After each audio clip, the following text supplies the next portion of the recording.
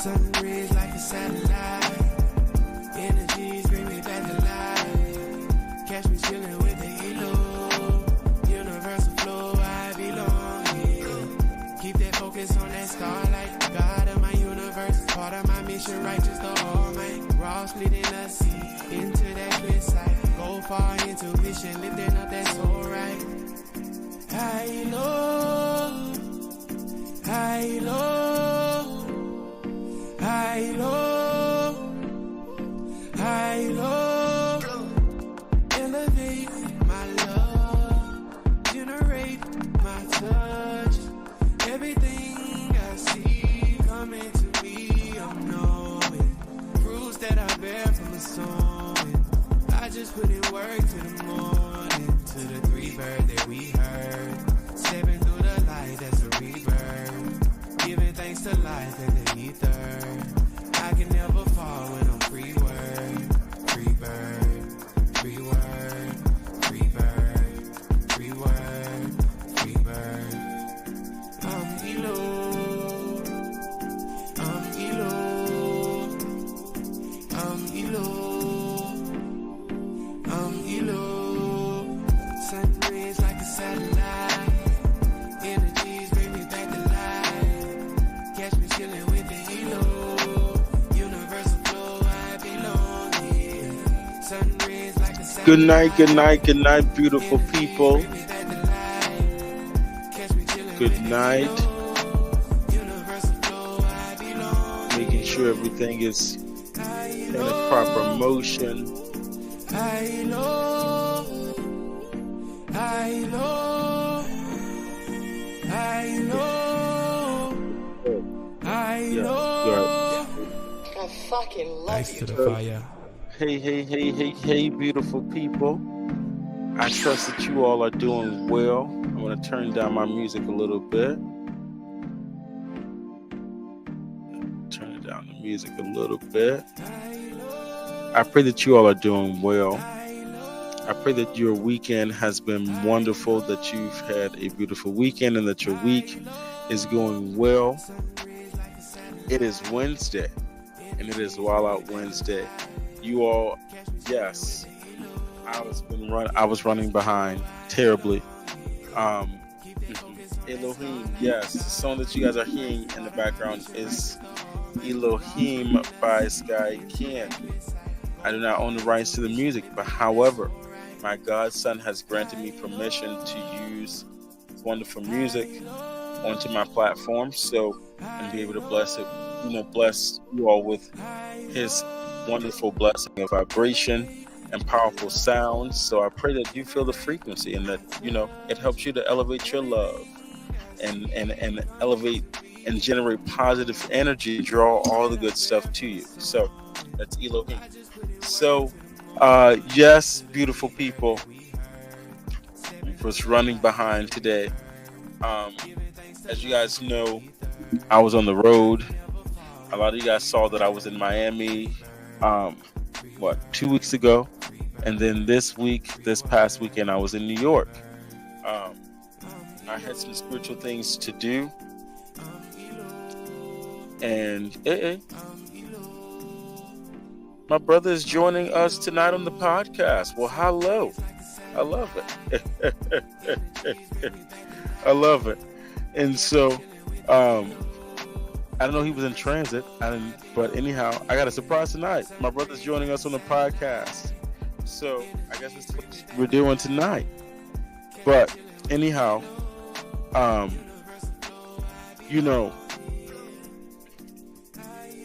this past weekend was a powerful weekend for me.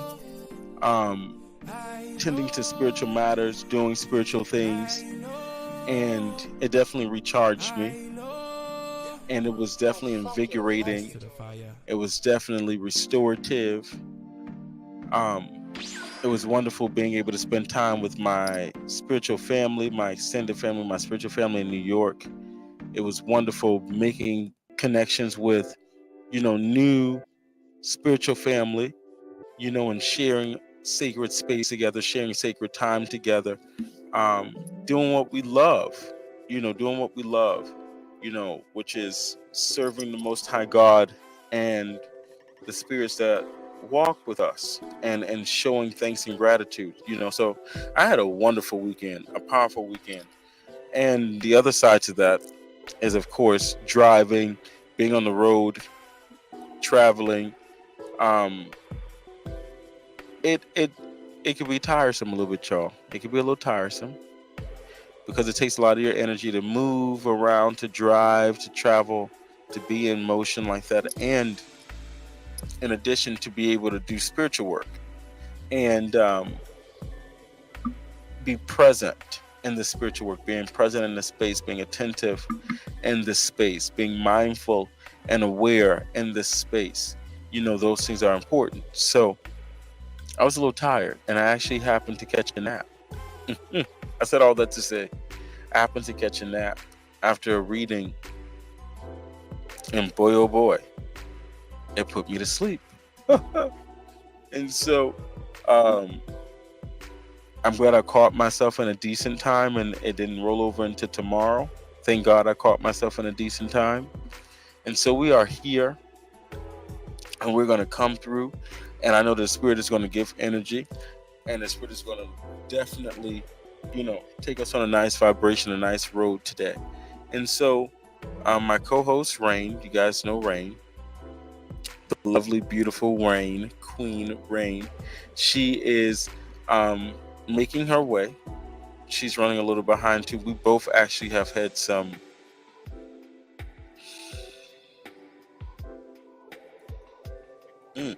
we've had some crazy things going on.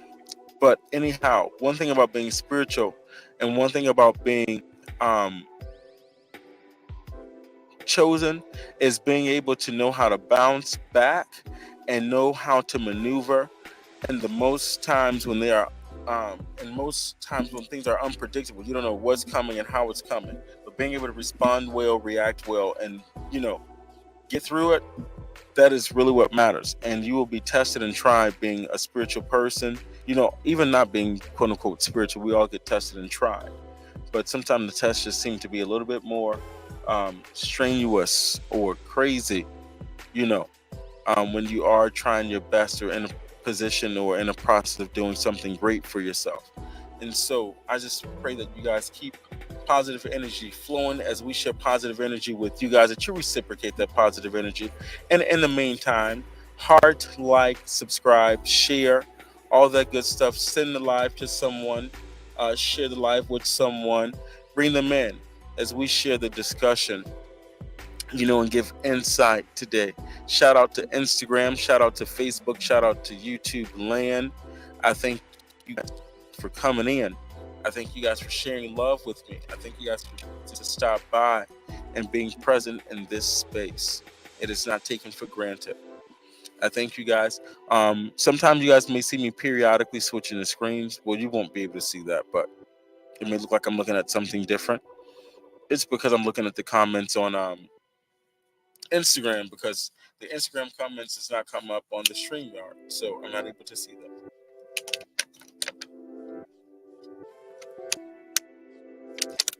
However, that's all right. So tonight we're talking about the two sides to soul ties. Everyone has been taught, you hear the term soul ties and automatically assume it's something bad. Can be good.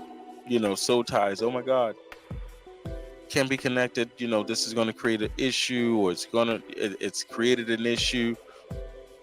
We've been told that soul ties are bad. We shouldn't have soul ties to people. But believe it or not, I always believe in duality. And believe it or not, my co-host Rain, our co-host Rain, suggested the topic today. And so I thought about it, and I was like, you know what? I think you're on to something, And it made me think about it and think about, looking at everything as duality, looking at everything as something, that deals with polarity or have two sides to it. How could soul ties as well not have two sides to it.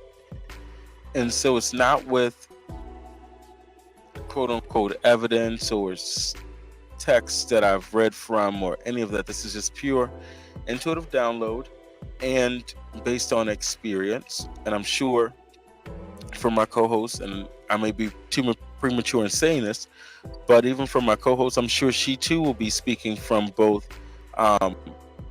observation and experience. So again, we are not love therapists, love coaches. We are not certified therapists or certified, in those areas. However, we are spiritual people living life, that are going through life, maneuvering through life, navigating through life the best so that we can, utilizing our higher consciousness and our spiritual abilities and intuitiveness to navigate and commune with spirit so that we can navigate accordingly. So we're just letting you guys into how we process.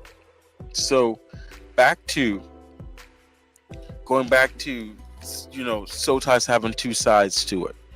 Number one, like I said, a lot of people are acquainted with the term soul ties, but are more so familiar with the negative aspect of soul ties. It caused being connected to someone and it causing destruction or imbalance to your life. Being connected to someone and it being a disruption or keeping you in an energetic or mental or emotional and or spiritual loop. Also,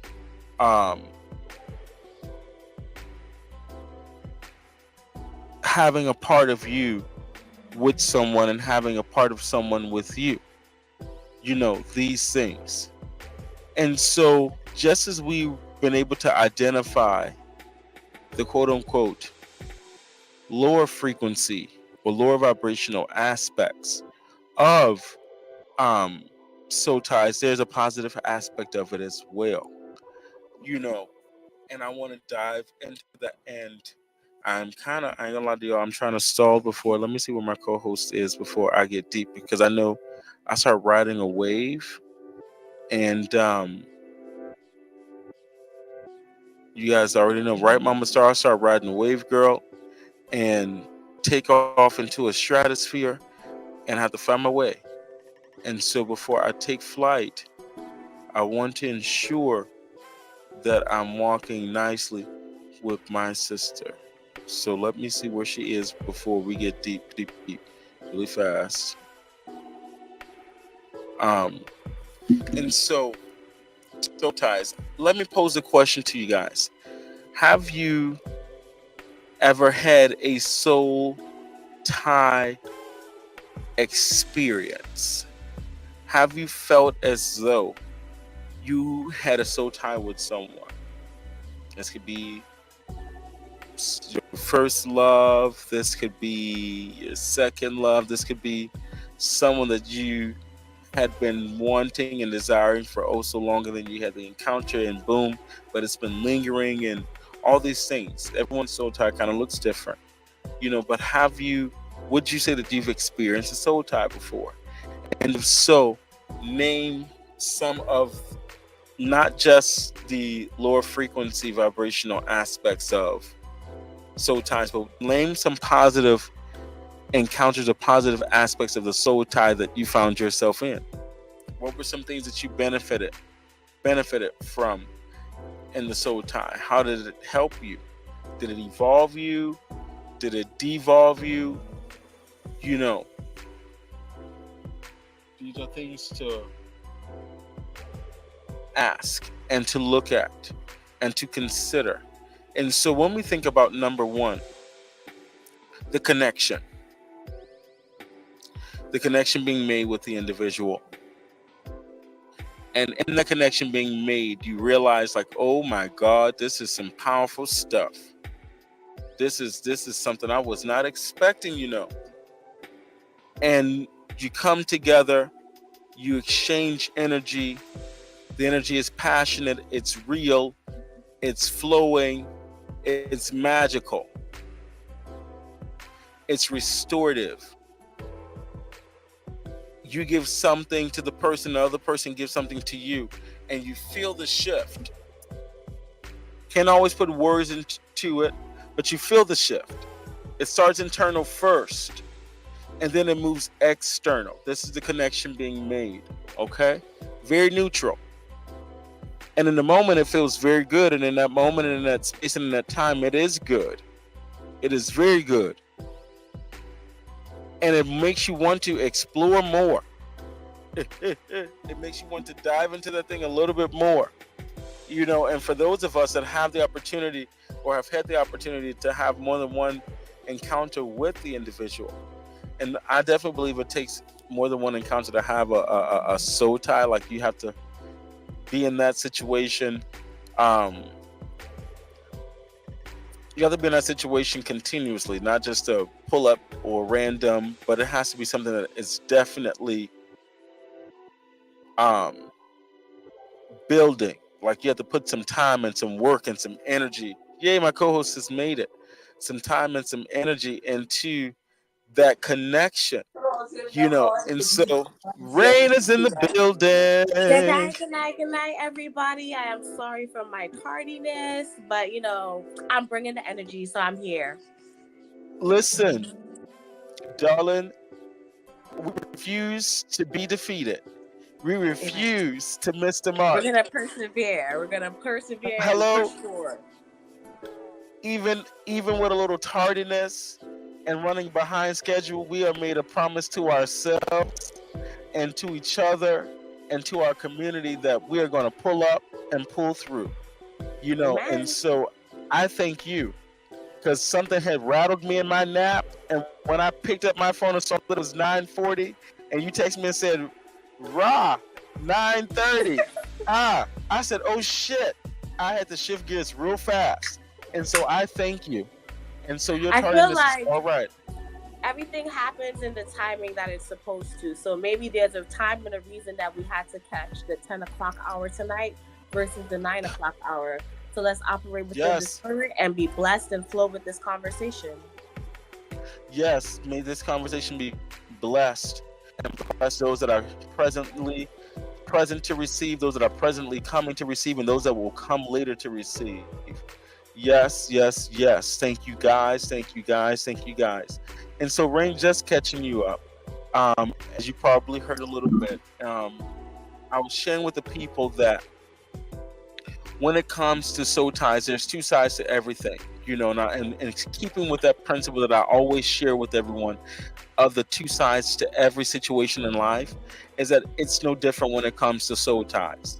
Just as we can identify the negative or the low vibrational aspects of soul ties, whether that's these connections that could either bring us into financial difficulties or emotional difficulties or disdain, or spiritual difficulties or disdain, there are other aspects of the soul tie connection as well that can bring progression to one's life and healing to one's life. And even when we talk about the shifts, sometimes it can initially seem as something unpleasant or dissatisfying, but later down the line, we realize that the purpose and the impact was really for our highest good. And so in that regard, it was still beneficial. Let me hear some of your thoughts, Rain, before we start to get into certain aspects I was getting into. Defining and understanding soul ties is such a complex notion, because every day throughout life we go across making these connections, whether we're conscious of it or not. Now, as you said, there can be positive and negative to every connection that you make. But within it all, there's still a lesson to be learned. Now, with soul ties, I feel like these are these contracts that we already designed and were predestined to do at this time to learn a particular lesson. Whether you learn the lesson positively or whether you learn the lesson negatively, the goal and the outcome is still to learn something from these connections. Because I feel like love and friendship and union and partnership is some of the strongest forms of motivations that we as human beings have. And a lot of times when you look at the core of these soul ties, there are forms of motivation. A lot of times that we dig into ourselves is through these connections that we make with other people. You know, and we can learn but so much in isolation, but you have that togetherness that comes when you form these ties. I personally have been in many soul ties because the way my vibration operates is that I connect on a fundamental level with the people that are in my interconnections. You know, I purposefully create these connections in a deeper meaning because I don't believe in having Yes. unnecessary connections. So even within that essence, that could be looked at as a soul tie because I'm creating these energetical cords and I'm launching with my intentions these connections that I wish to make with people. You know, a lot of times when we think about soul ties, we solely think about it from the perspective of a sexual manner. But we don't often think about the soul ties that we make with the people within our everyday lives.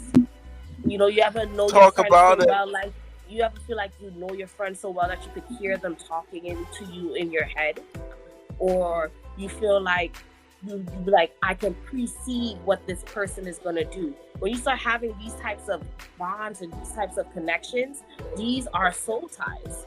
Soul ties are not limited to be made solely from sexual connections. And I think that's the core of beginning to understand the onion that is soul ties. Remove the sexual limitations of it and understand it's the interweaving of energetical connections between us and whoever else. So let's slow down for a minute because you dropped such a big gem that has to be dissected for a minute so the people can catch all that is encompassed in that good piece of gem right there. You guys, let's slow down for a minute.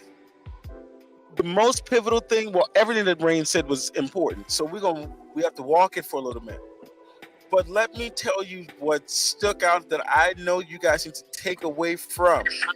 When she said the relationships that are built, the intent behind the building of relationships, because for so long we only know soul ties from the aspect of making these connections that are quote unquote not good from us, or with people or situations that are not good from us, that produces some type of wahala.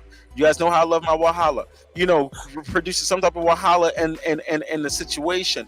But reality is when you become conscious and aware of your energy and how you are showing up and what type of energy you are producing and what type of energy people in your circle are producing, you start to shift shit up. So true. And even my godmom from Chicago told me relationships it has to be a benefit. The person in your life I'm needs to benefit from 100% you being in agreement their on life, that. and you have to benefit from the person being in your life. You understand? And so when we talk about the soul ties again, taking off the confines of intimate relationships, dating, boyfriend, girlfriends, wives, and hubbies and things. This is friendships, this is business ships, this is situationships, this is all the ships. You understand? They must benefit you, and you have to understand how you are working that stratosphere.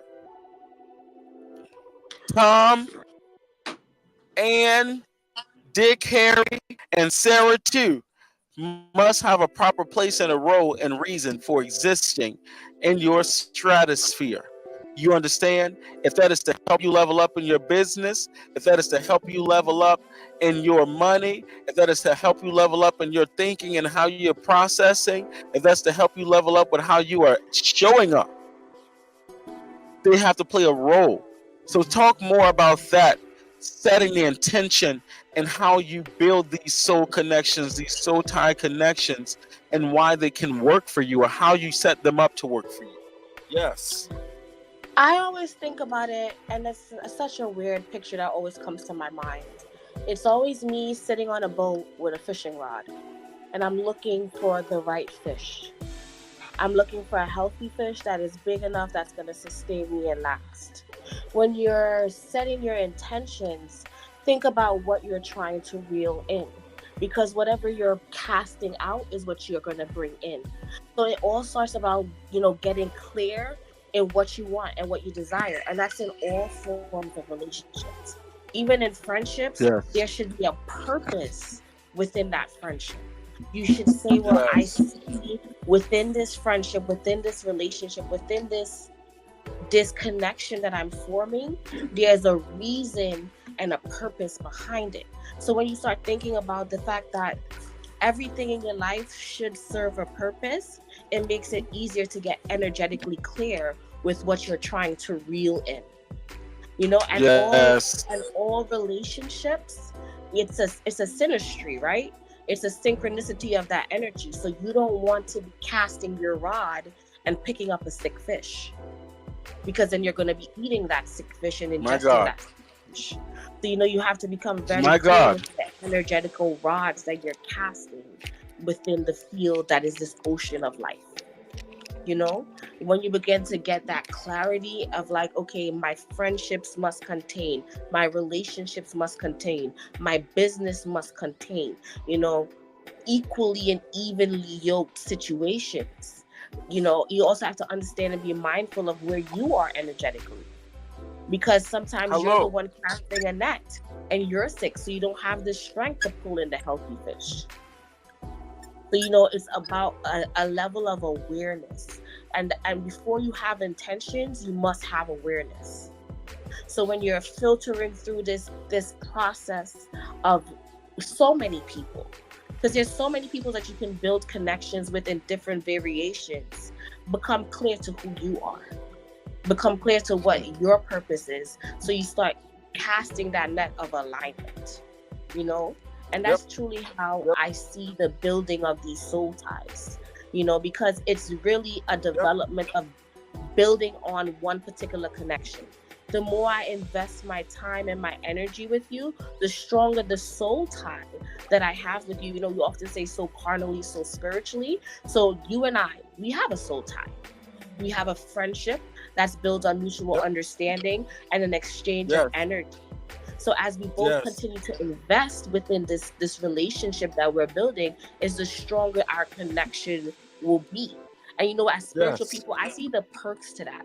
You know, because I feel like I'm so in tune with the people in my life. They feel me before I even have to say something is wrong. They usually pick up on that My God. energy. And that's because we have this core between us. You know, we have this soul tie between us.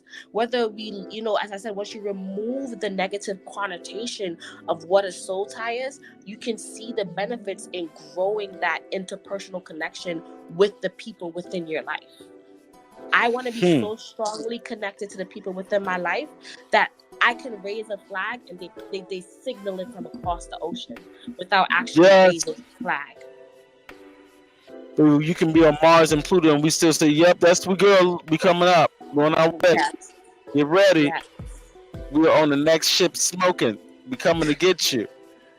So I think it's real. If we shift our perspective and say, like, you know, we're developing these soul ties in a positive manner, especially because you already did the filtering. So you know the person or the people or the group or the whatever that you're investing your time and energy in, that you're building this soul tie in, is worth it. Why can't it be something of a positive shift? You know? Sometimes the connections that you make with people can shift you along a pathway that you didn't even know you were meant to walk. To be on. Because you have this trust in these soul connections that you've cultivated, you know, and the more you pour your energy into something is the more you're cultivating it. And we're cultivating soul ties daily, whether we're aware of it or not aware of it. The more I invest in my friendships, the more I invest in my relationship, the more I open myself up to these connections that I'm building, the stronger it's inevitably going to become. I love it. And then even when we get into the aspect, now we've made the connection. We've made that. We've identified the importance of the connection. I know why you are connected to me.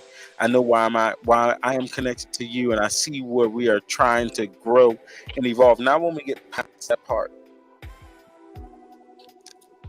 after we've identified and made the connection, it's then now, what role? How do I identify the benefits and what role this person plays in my life? And it goes back to what Rain said, being true and authentic to yourself, knowing your strengths, knowing your weaknesses, knowing the people or the persons in your space, what their strengths and weaknesses are. For example, I know when it comes to the content, I like creating the content or knowing what we're going to discuss for the podcast. I can have an idea, or Nee can have an idea, and we throw it out there, and then we go ahead and challenge each other privately, or strategize lightly privately to create an outline as to what we're going to produce for the people. I know solo, I know the content is 10 times better with that ebb and flow and with that connection, that soul connection, that spirit connection with my co-host, that I don't think I could produce and create what we create together if I was to do it by myself. You understand the accountability that our friend circle give us as a whole, what we give to each other as a whole. You understand it pushes us, and we see the results of the pushing. We see the results of the motivation. We see the results of the prayer. We see the results of the impact of the love and realness in that space. And so when you go into starting to build these connections, being real up front with these people, because we've gotten away, we've shifted into a time where being vulnerable is so taboo. It is so taboo to be vulnerable. I don't want to tell you too much about me. I don't want to tell you what my fears are. I'm not saying you're supposed to, in the first hour, first 2 hours of meeting, you're supposed to just tell the person everything about you. But when you know there's a soul connection, as we discussed and we've talked about soul connections, you can't hide from the person. And they can't hide from you. And so in order to genuinely, authentically build a healthy soul tie, transparency and realness is important. And so being able to say, yo, I know I'm supposed to be working on this business, but I don't have a creative design idea bone in my body. I know what I want to do and what I need to create, y'all, but I need a little creative help with the presentation. Or I know my sister, my brother is not the best writer, but they have a wonderful thing going. Let me help them out or create some structure, some key ways to help them to evolve in their writing skills, or give resources to help them to evolve in their writing skills. It's knowing what role you play and how to play it effectively, and not being jealous or envious. This is how we avoid the negative aspect of it. Not being jealous or envious of others that may operate a little bit differently or have strong points that you don't have. You understand, or see things in perspective in ways that you don't. Because guess what? Our great minds coming together, different viewpoints coming together, it's how we evolve to the next level. I like this. What any thoughts you have, Rain? And I like this, that what Asher Weatherwoman said in the comments. She says the follow through in relationship to pay attention to those who operate in true integrity. That is powerful. What are your thoughts on that, Rain? As you were speaking before, I kept thinking about the word intimacy. And I think that's one of the greatest benefits to having a true soul tie in the positive aspect of it, because there's the intimacy that lies within that trust, within that connection. And the cultivation of that relationship is the vulnerability that you spoke about. That openness and that trust to exist, to be your authentic self within these connections. Like Fallon say, pay attention to those who operate in true integrity. Now, people, I'm a big believer that people could only show you their representative for a short period of time. So like the first 3 months, they will operate within the most sincere operations of self. But after 3 months, people will definitely show you who they are.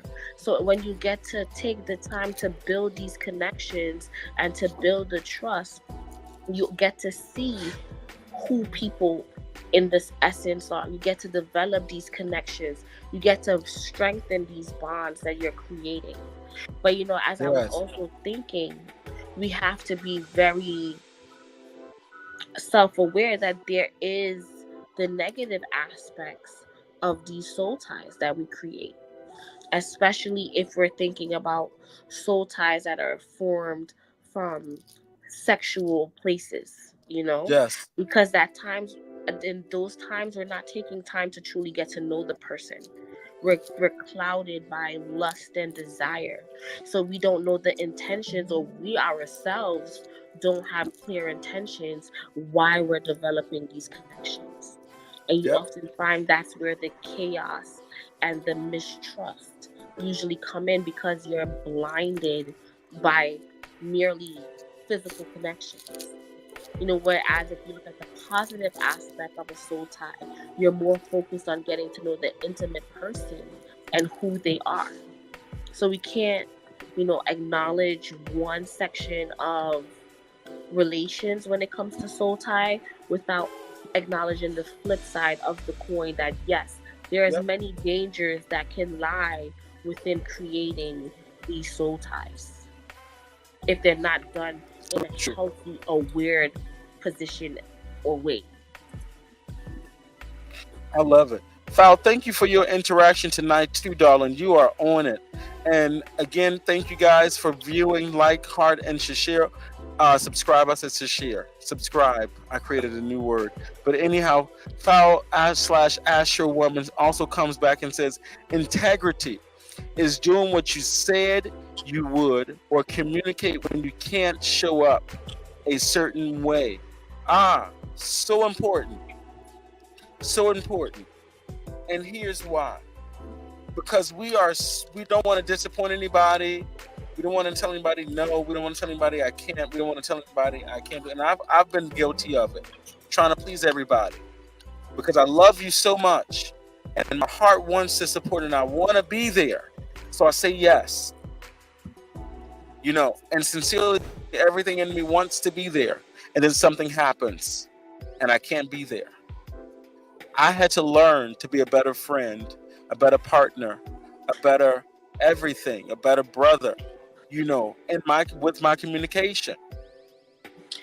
Because I had to shift from as you said, I had to shift from the mentality that saying no does not make me bad. You understand? And realizing that I'm doing worse by making an agreement and not following through and not communicating, versus making the agreement and communicating that something happened and something shifted. Or in the beginning saying, I will try. It is my intent to be there, but I won't make any promises, but it is my intent to be there. And if the universe aligns, I will be there. These things are important, because people that love you, people that you love and you have these connections with, they have the love. There's a connection there. So there also is, I'm expecting you to be a man or a woman of your word. And so to stay in good graces and good moral standing and staying a woman, a man of my word, we have to shift our verbiage and our perspective of the situation sometime, versus thinking that, it will make us look bad or feel bad, because I struggled with that. I can honestly say that I used to struggle with that, and I'm getting better. Thoughts, Rain?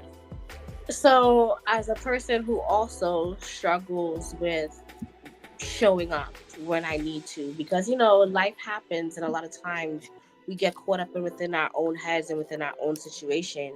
I've learned to start being more present, that people around me are also going through their own storms and their own situations. I feel like I've cultivated my friendships in a way so much that if I'm lacking in integrity, or if I'm lacking in the ability to show up, we can have a conversation about it, and I can try to explain myself as to why I haven't been present.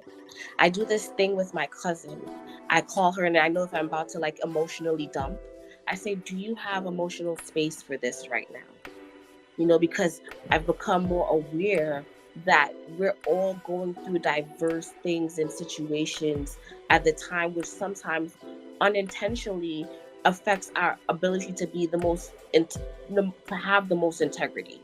We may want to show up, we may want to be present, but life is complicated, And I'm not making excuses for the times that we don't show up, but I feel like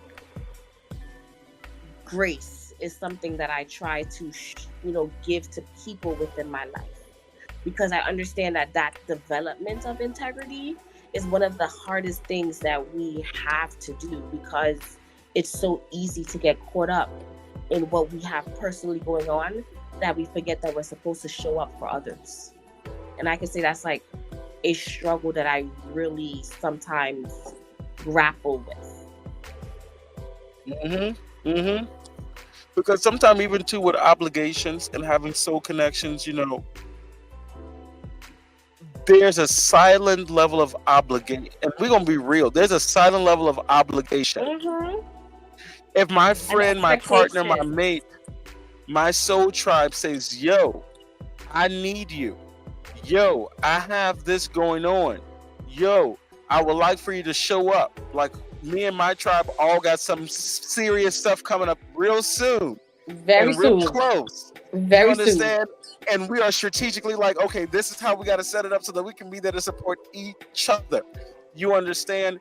And so getting to that place, it goes back to realness. If you notice, everything was back to the core of transparency. It goes back to the core of self. Because when I can be honest with myself, I can be honest with my people. And when I'm honest with my people best know how to serve me. It's no different than being spiritual and talking to God and your spirits in prayer. When I'm real with myself and real with the spirit best knows how to aid me. You understand? And so we have to think about these things, and not place subconscious expectations. Because when we place subconscious expectations, silent expectations, we get emotionally damaged or hurt because people are not meeting the mark that we set for them. And so go ahead, Rain. Go ahead, tap in. Have conversations with people about is expectations. A lot of times we don't communicate our expectations with one another from an early stage, and that's where the issues of disappointment comes in, or people feeling like their needs are not being met because there are all these unwritten, unsaid expectations. Everybody that know me and that are in my interpersonal circle know Shanique requires a lot of time and a lot of attention. She's clingy as hell, and if you don't feel like you could provide her with that, then maybe we should not supposed to be friends. But that's because I communicate these expectations that I have very early on in my interactions with people that I'm trying to develop these soul ties with. Because I feel like if we have an understanding of who I am and who you are and what our needs are and what this relationship, this soul tie would look like, then it makes it easier to go forth with developing that connection. But a lot of times we don't have these conversations about our expectations.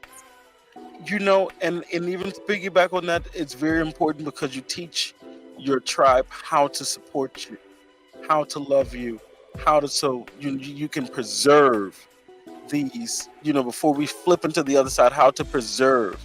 Because soul ties can become toxic when we get caught up into, I love how you make me feel.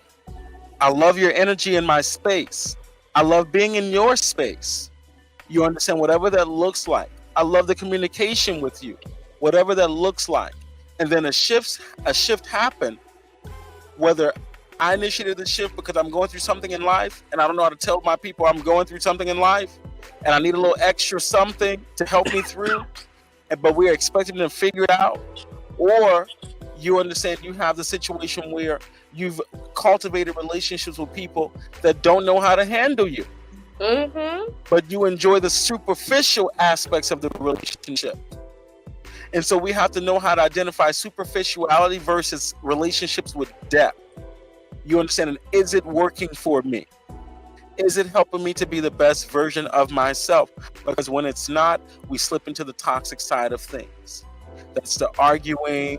That's the events and having attitudes. That's the frenemies. That's the, can't live with them, can't live without them. But yet we can't even coexist in the same space for too long kind of vibe. Nobody has time for any of that. And so it goes back to, again, know thyself so that you can set intentions on the type of relationships that you build and cultivate. And knowing where you stand, you understand? Because even like me said, knowing how to say where you stand, like even for myself, when it comes to me, I have to tell my friends, I go through different shifts, and after I pour out, I need that reassurance, that motivation. And it don't have to be the heavy affirmation, but just that push, like, yo, you got it. Yeah, keep going. Don't stop. Get your ass up. You got things to do. I need that sometimes. And I'm okay with that. And for my friends to not look at me any different or less than as a priest, as a leader, as a practitioner, as an individual, as a man, that's important. Accountability partners. Yes, go ahead, Rain. I feel like where the toxicity usually comes in with these soul ties is, as you mentioned, is at a superficial level. You're not taking the time to understand each other.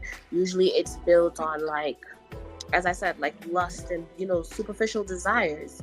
It's not built on I want to understand you from a fundamental place. Versus when you think about soul ties in a positive way, it's usually people who are invested in getting to understand you. I feel like one of the greatest blessings you could have in life are people around you who truly are dedicated to knowing you and understanding you, because it's so complex existing in a world today where everything is fake. We're not allowed to be our most authentic self. So I think when you develop these connections that's based on superficiality, there's no realness involved for it to like have an anchor, That's why you usually see the disagreements, the arguments, because there's no pillar there for them to like connect themselves to say, well, we're going to grow from this, And even within the toxicity, there's lessons to grow. Because you learn a lot about yourself when you're going through these storms and these catalysts, And I think some of the most leap growing and, heights of growth that you usually go through is through those toxic relationships that you experience. You learn a lot about self when you realize, well, this is definitely not what I want. Sometimes you have to get very clear about what you don't want in order to know what you do want. I'm trying to tell you. And that is so true. Hey, you make my whole pause raise. And even before I say that, before I say my comment, Mars on Instagram, he says, without honesty of self, there isn't a way to build true connection with other people. And it is so true. Because even when I think about it, I try to drop a little jewel, spiritual teaching and everything, that we do. Because again, this is a spiritual platform at the end of the day. And I want you guys to always walk away with something to go back home and research. Even when we talk about out of toxicity, something beautiful can develop. I look at the story of Ogun and Oshun. And when I think about the story of Ogun and Oshun, Ogun being this individual, this rough, seen as this very tough, aggressive, misunderstood energy that is just seen to destroy everything when he's enraged. Oshun was able to see what others may see as this toxic energy and step in and say, let me help you to find the beauty in you. Let me help you to learn how to balance it out, because yes, life has to come with the bitter and the sweet. And even in the bitter moments, there still can find love. In the bitter moments, you still have to look at self and stop for a minute and pause in the midst of rage, in the midst of the toxicity, and say, yo, let me see something here and make a shift. I think about Lord Shiva and Parvati.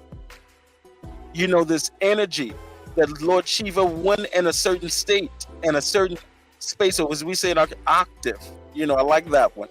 He can come now and mash up everything. Set everything in fire. And then you have this element to say, no, come baby, let me soften you with this sweet water of life. Let me balance you out, because out of destruction also brings new life. Out of the storm makes way for something beautiful.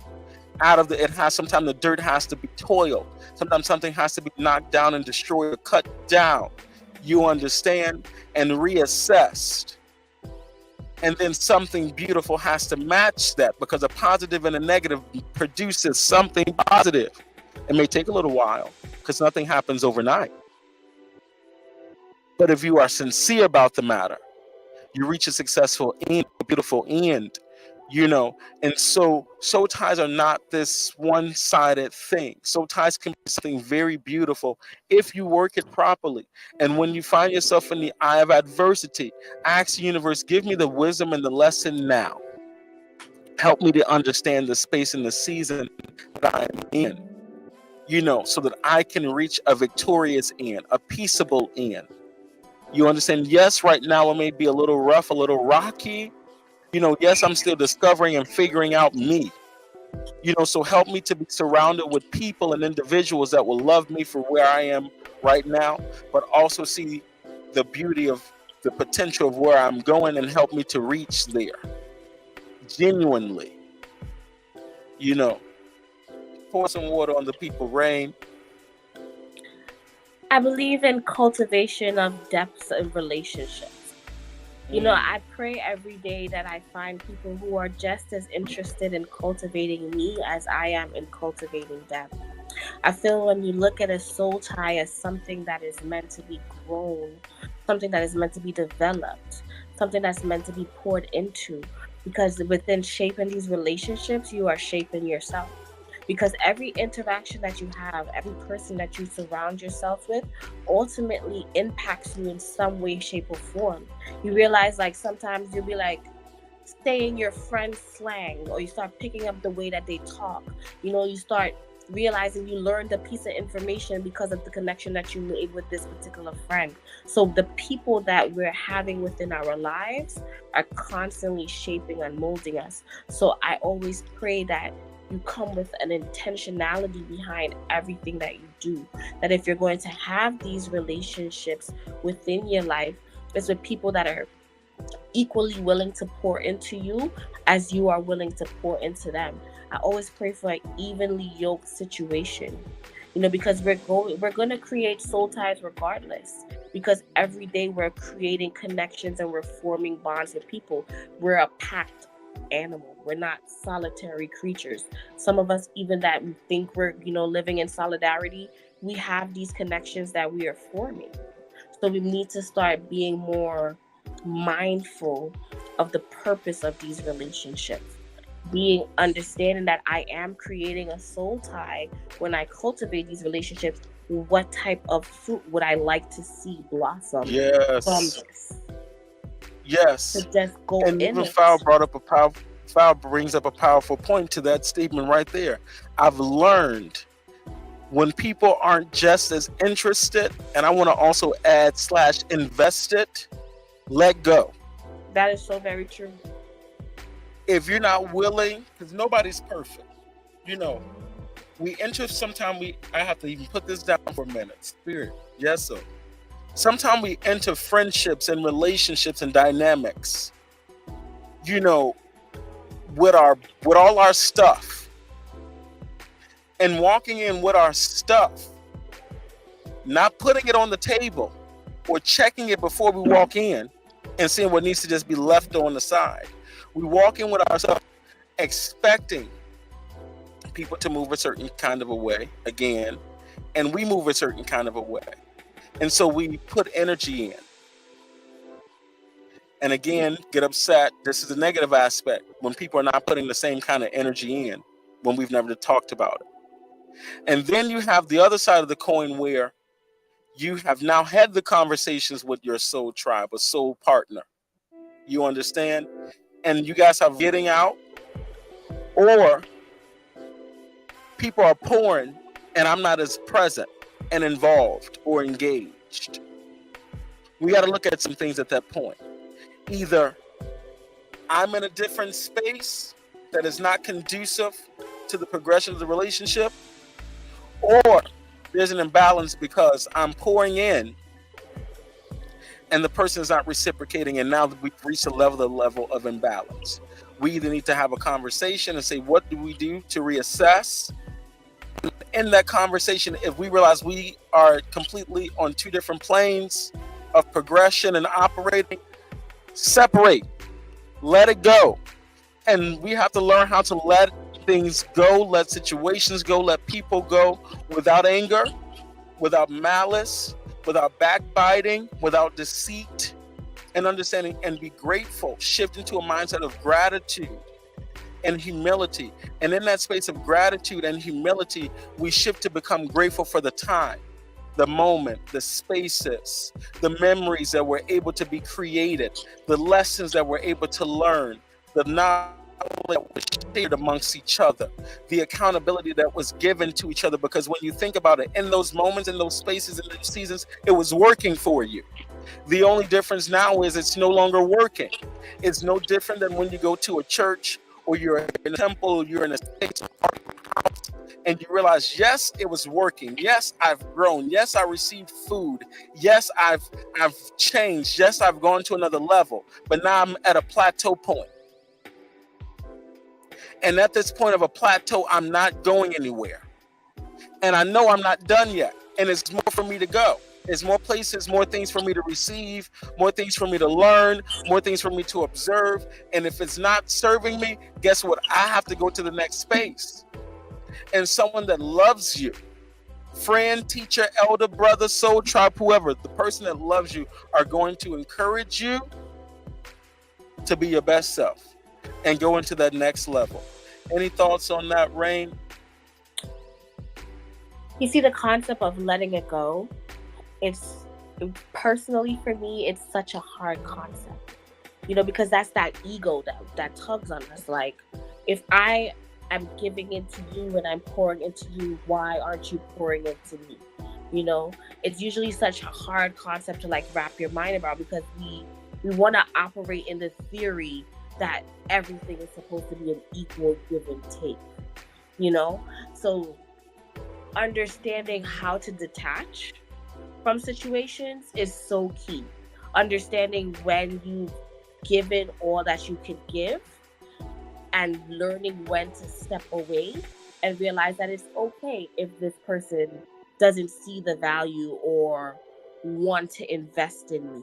Because a lot of times we stick around longer hoping that eventually this person will see the value or want to put the same equal energy into you as you have put into them. And I've really learned, like, honestly, within the past week or two, that's like, it's an ego thing. Your ego can't wrap around that concept of not everyone is going to see value in you. Not everyone's going to appreciate what you're doing. And that's when you have to find and navigate to people who will see you and who will want to pour into you because they see the work that you're doing to pouring into them. A lot of times we don't appreciate the energy that people are pouring into us until it's no longer around, So we have to understand, like, from an early stage, how valuable what we give out is in order to know what we're supposed to get in return.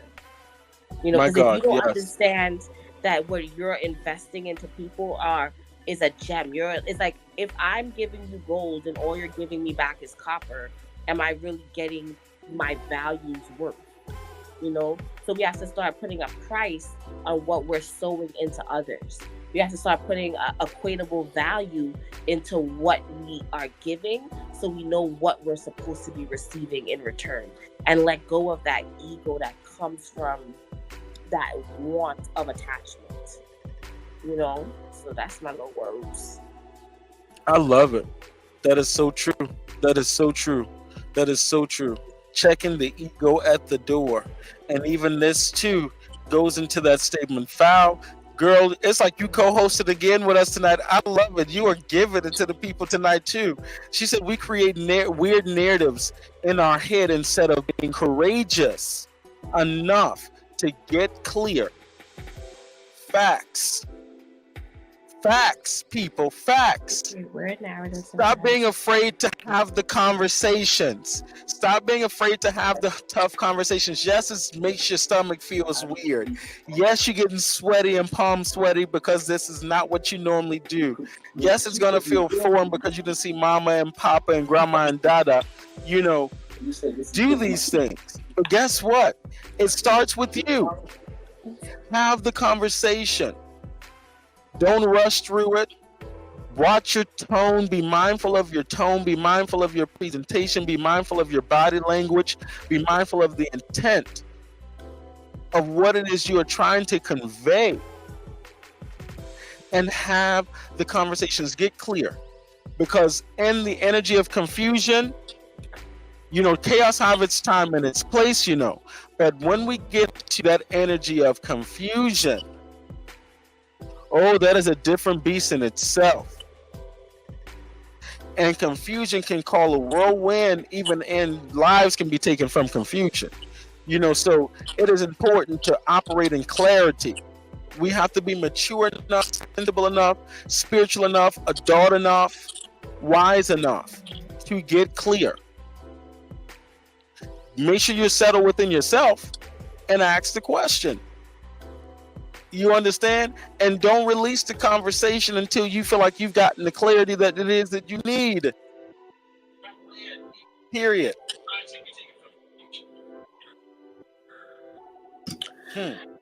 I feel like in anything that you do, having that self-awareness will bring you the clarity that you need. You know, once you start to search within self and become very focused on self and what self needs and what you desire and how you want certain things to be shaped, and you know, you really start to ask yourself these questions, because a lot of times we don't even know what we want and what we desire to even have certain types of relationships within our lives. That's where you usually see the negative aspect of soul ties, because you didn't have that internal clarity of what you need and what you desire and what's your own expectations.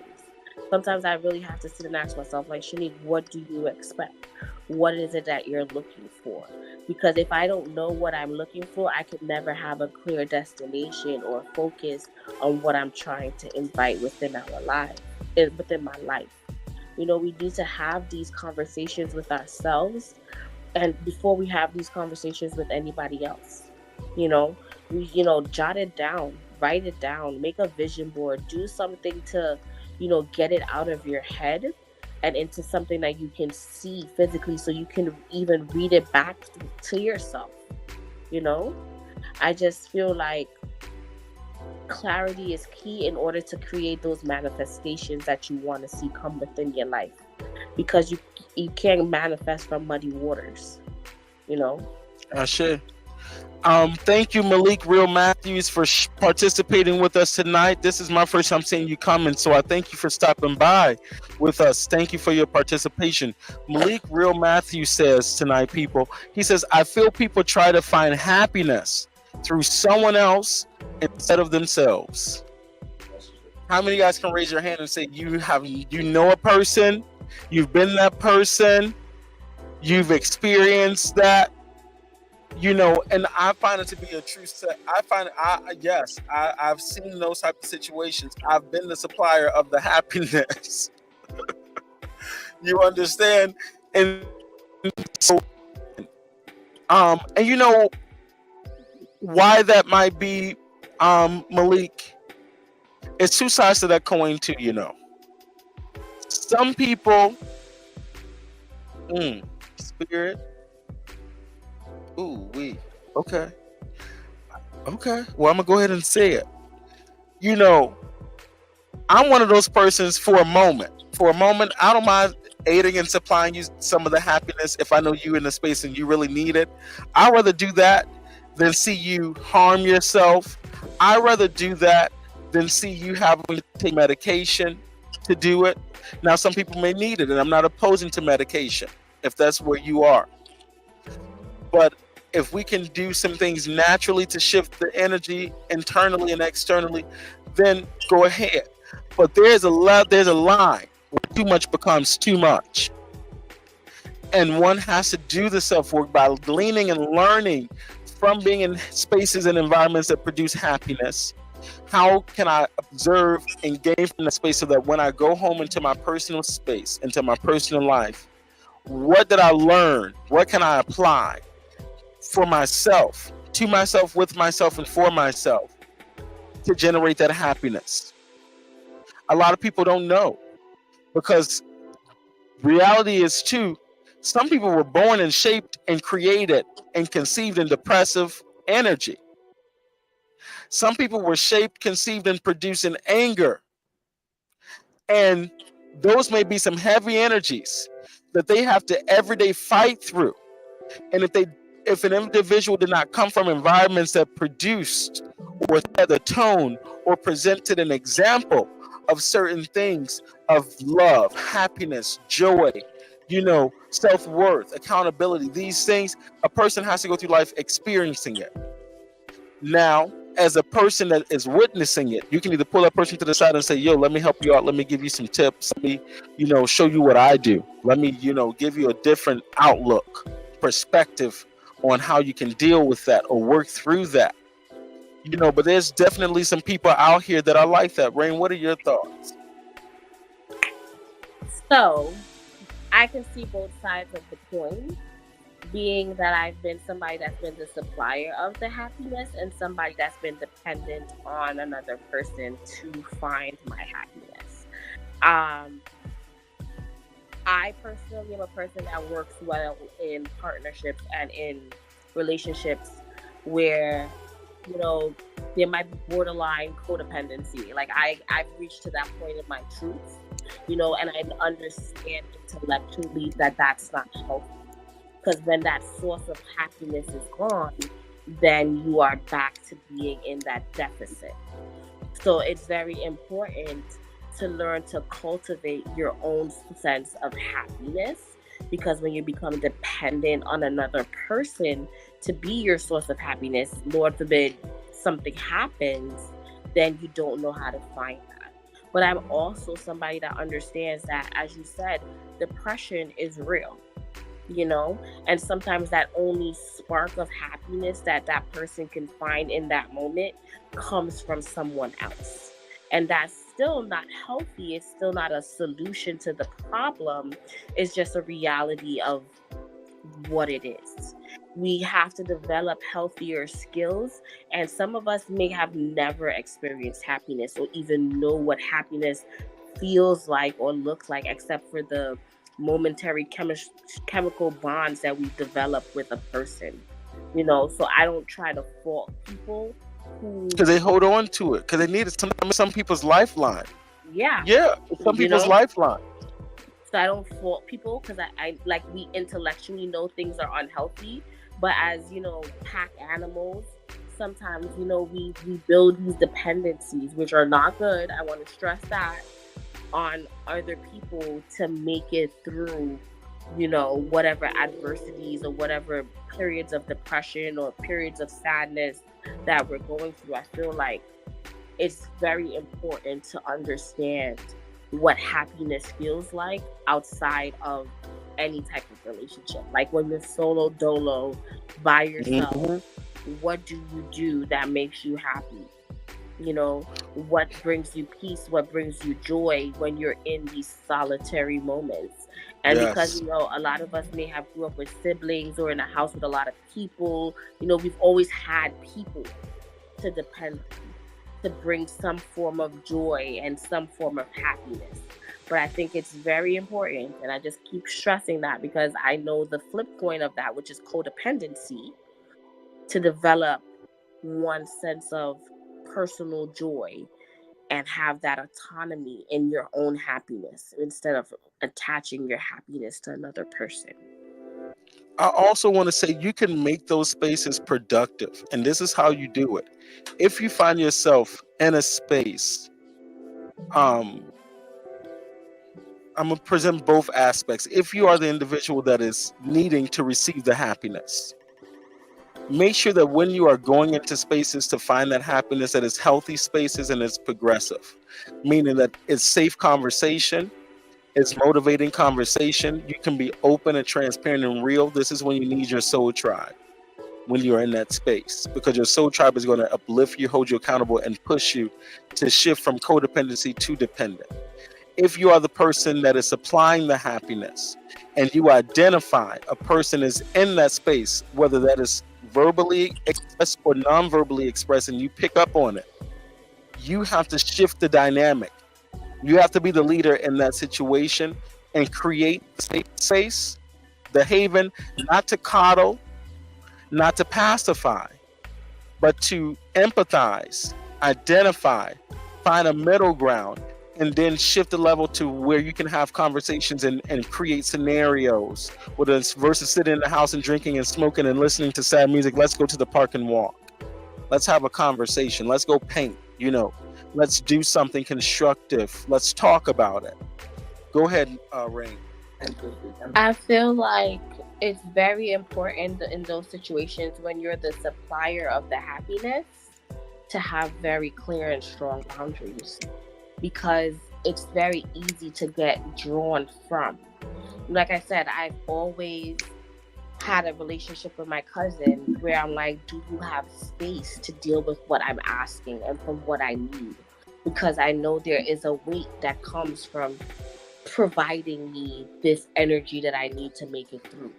So when you're the supplier of the happiness, you also have to be an advocate for your own needs as well, because if you keep giving to someone, you can end up being depleted, because you're always having to pick this person up from where they are, always having to, be that prop to get them through.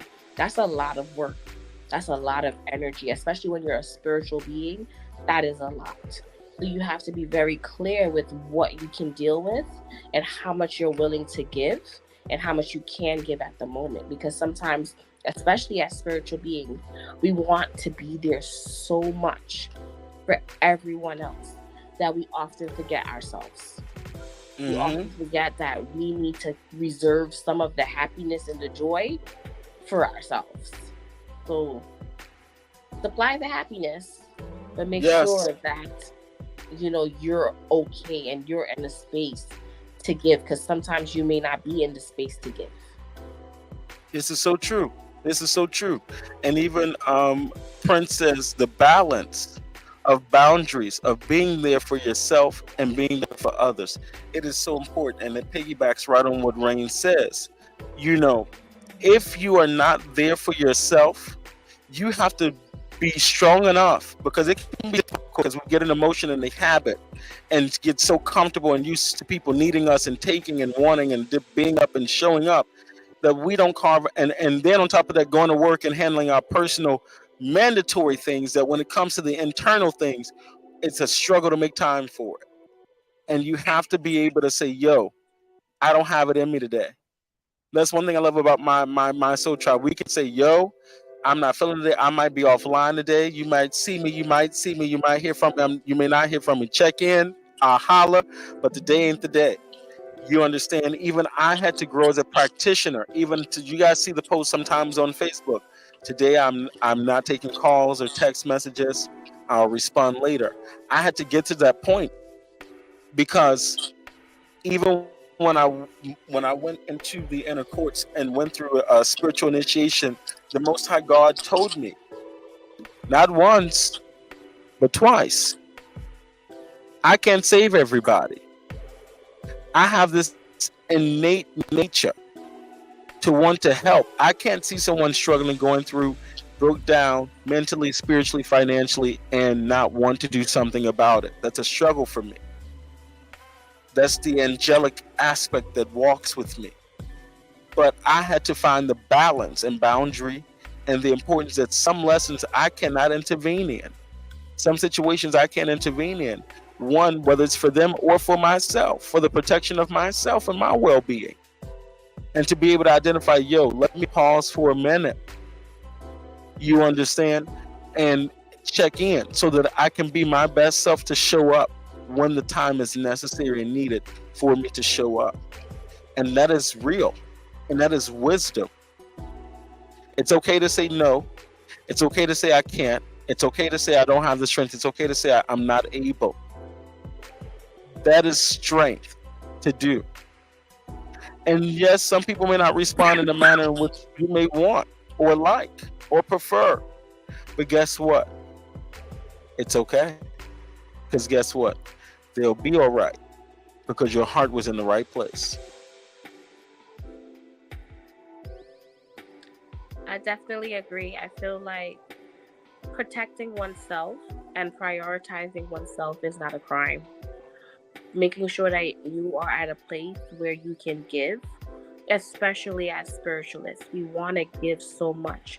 As healers, you want to save everybody, you want to heal everybody, you want to make sure everyone's okay, and you're depleted. And I really had to learn. And y'all know me, I be dramatic. When I'm exhausted, I'm exhausted. I can't do nothing. I can't function. The world's coming to an end. You know, but I've had to learn that it's okay to give myself that grace to say I can't be there for people right now because I'm struggling to be there for myself. And a lot of time we've had to learn to step into the self and be like, you know what? I'm going to put myself first. As I feel like this is a problem that empaths and healers and, you know, people that are truly of the community struggle with, is knowing when to say, I can't, and enough is enough. I don't have it to give. I may have it to give tomorrow.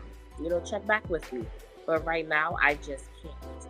You know, and that's the beautiful thing about having positive soul ties, is that the people that truly understand you and truly know will give you that space, will give you that time, won't feel any way about it because they understand you at a fundamental level. They already felt it before you even had to say anything. They felt it within their system. I really do believe there's positivities to developing and cultivating positive soul ties, because these people are going to be that support system for you. They're going to be that backbone for you when your cup is, as the healer, as the spiritualist, as the, you know, the one that cares for everyone. It's good to have a soul tribe around you that wants to care for you as well. You know, so when you call in these positive relationships, make sure you're calling in people that is going to prioritize taking care of you the same way you prioritize taking care of them. Ashe. And with that being said, you know, people, it's been wonderful. You know, I've enjoyed this conversation. We've had some really intense. We took you guys on a nice roller coaster the past few episodes with some heavy information, and so we wanted to cruise tonight and just talk with you and edify and ride the wave to tie everything in together, from your astrological connections and the impact it has in your life as an individual, and then the connections that you make based upon how God structured you, you know, and what that looks like, how your experiences impacts the relationships that you build, how the connections that you make impact the relationships that you build, how your experiences growing up, you know, impacts your relationships that you make. And so tonight was about dealing with you, dealing with the self, the individual, and understanding that in dealing with the individual, we make connections with people every day, at work, at church, at school, in our spiritual spaces, in our intimate spaces, in our friendship spaces. And things are shifting, and we are shifting. We shift all the time. And so we want to make sure that in the shift, in the changes that we're going through and experiencing, you know, prayerfully for our highest good, you know, that we're making the best decisions and that we're going about it in a healthier manner, you know, being more aware, being more conscious, being more mindful, living a life of mindfulness, being more mindful of how we're showing up, being mindful of how we are communicating and expressing ourselves with others that we trust and that we want to trust us.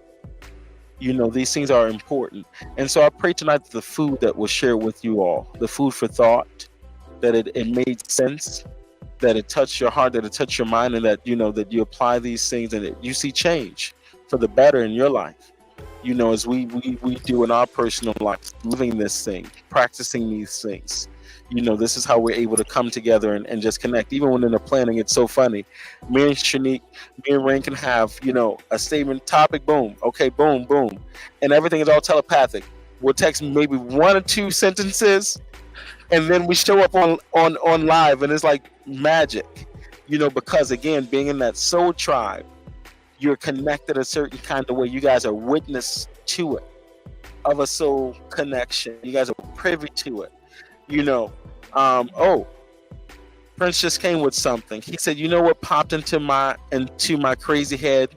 We force soul ties when we try to tie people." Hey, Hey, you. Aye. okay, Tie you. stop. Get to God. Hey, come with it. So, okay. Well, since we're gonna go ahead and take it up another notch. Since we're there, since the door just swung on open, and let me say this. Thank you, Prince. You see what he just came with? You guys don't have to be timid at all. With your questioning, with your inquiring, you don't have to be timid at all. Come with it. So we will give you the juice. We don't want to overwhelm you, so we try to come with what people are ready for, so we know what the people are ready for based upon what you guys give us. And so preluding into our series, which is coming up, Warfare. Spiritual warfare. Spiritual warfare. That's going to start the next little 4-episode maybe series of spiritual warfare. But as we get into that, yes, some people may have experience being tied down. Some people may have paid your money to work the obeahs to tie somebody down. And some people probably didn't even know nothing about them being in a tie down situation. And tying down don't always mean somebody had to pay for the obeah, a candle, or none of that got to be done, Because remember, sex and energy is magic too. And intent and exchanges of monies and dwelling places also have rights and reigns and tying downs. And so when we talk about forced soul ties, sometimes people will try to manipulate you, make you feel as though you need them. They want to give you money. They want to feel like they want to be the first to do this and pay for something. They want to be the last to pay for it. They want to do all this. They want to use money as manipulation. They want to use their home and their vehicles as manipulation. And some people may even use sex as manipulation and start to make you think that there's a need for this type of energy or connection for your well-being or progression in your life, when in all actuality, you don't need it at all. You don't need it at all. And so thinking about that, I want you guys to think as we get into next week, think, have you been in a situation where someone has tried to make you feel, in order for you to grow in your life or to be a better person, that you needed them in your life? Has somebody ever tried to use money to make you bend to their will or do what they want of you? Have somebody have to try to use their car, their home against you, or try to keep you bound to their will or their way? These are things to think about. These are forced sabotage. These are not healthy ones. And think about, are you still in that situation? And what questions to ask so that we can help you get out of the situation. Know that there are things that can be done to break from those type of binds and contracts or agreements or situations. There are ways to break free from it. And then take time to really pause and identify, where are you on the spectrum? So interesting. Thank you, Prince. Thank you, Prince. What are your thoughts, Rain, as we close out, as we're reaching our 30-minute mark just now, 30 past the hour? Anytime you try to take away anyone's free will, that goes against nature. A soul tie is based on, if you're talking about a positive soul tie, a mutual intention to get to know each other, a mutual intention to develop this relationship. But with the tie down work, right? You're putting your intentions onto the person. There's not a genuine desire there from the next part. So that therefore it can't be a true soul tie because there's no mutual agreement there. That's why you see the people's spirit after a while tend to fight. I always say those type of situations always end in domestic violence because the person's spirit that doesn't want to be there. There isn't a genuine desire for them to continue the cultivation of these relationships. So we're trying to build something from nothing and then expecting the genuine results of something that's so fake. You know, I understand firsthand what it's like for somebody to try to tie you. But as always say, if you're gonna Well, try and tie me, you gotta come with because I'm naturally rebellious. You know, so it's all that part. about truly understanding that if somebody desires you or wants you or wants to develop this relationship, then it will happen organically. Imposing, Mm-hmm. using magic, using candle, doing whatever, that's not going to work because as human beings, we know what we want and what we desire. We know if there's a genuine interest there. So I feel like those stuff only work for a time in the season, Hello. and Hmm. then the true soul and nature of that person is gonna always come to the surface. That's all. True enough. True enough. So true. You understand everything. Oh God, I can't wait for next week. Oh boy. Y'all gonna probably see it. Oh boy, I'm about to have my head tied. I already know. Cause oh boy. It's gonna be interesting. Even just telling you guys, even the content, baby, gonna rattle some bones. But guess what? We come to come. And I'm excited. Because you guys have to be edified. You got to be on your P's and Q's. You got to know what's going on out here in these spiritual streets. You understand? And even sometimes, let me say this too. People could work certain things subconsciously. There's people that are sleeping in their power, sleeping in their magic. You understand? Some of you guys are connected to some very spiritual, powerful people, and they don't have to talk spiritual rhetoric. They don't have to have no altar, no shrine, light a candle. They can go to church every Sunday. They can go to mosque every Friday, Saturday, and Thursday. It doesn't matter. But they can be sleeping. They ain't got to believe in anything, quote unquote. But they can be sleeping in their power because they're born that way. And so things can start to manifest. And so don't underestimate an individual or a situation because you didn't see them light a candle or you don't know them to do a work. It don't always work that way. That is And so so with that true. being said, it don't always work that way, It don't always work that way. It don't always work that way. And so sleeping, people sleep in their magic. And so we'll even add that as a segment into the spiritual warfare because I think that's a concept that a lot of people don't understand. Even some of you all, the viewers, maybe sleeping in some of your magic and don't even know it. And so things start to manifest and happen and you don't even know it. And sometimes it has a domino effect or a ripple effect, and cause something in the ethers that may not be so favorable. And so we're gonna get into all that in spiritual warfare. Oh, it's gonna be good. It's gonna be good, y'all. Y'all gotta tune in. Y'all have to tune in. Thank you all for viewing tonight. Like, heart, subscribe, share, follow. If you missed the beginning half, it is okay. The lives are on my Facebook, my business Facebook, my personal Facebook, and also Instagram and also YouTube. You can view it on YouTube. And so you can always go back and catch the previous lives. There may be something interesting in the past topics that you still can eat from. Even I myself go back and listen to the past lives because when we're flowing, we're flowing. So I gotta go back and catch some things, and I learn from it too. So again, I thank you all, and even if you want to send a donation, it's my same handle, the Elra Collective. Feel free to send a donation. I'll also post a handle for Rain if you all would like to send her donation as well. But we thank you all for your views. We thank you all for your love, your time, your patience, because you don't have to be here, but you choose to.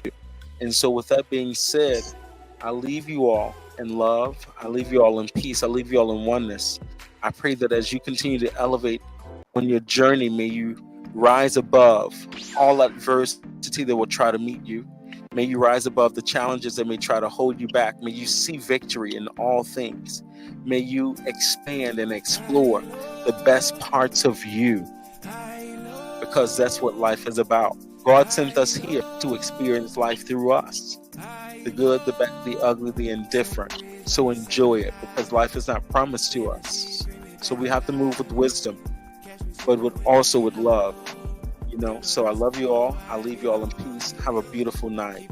Have a beautiful night. Have a beautiful night. Peace, peace, peace.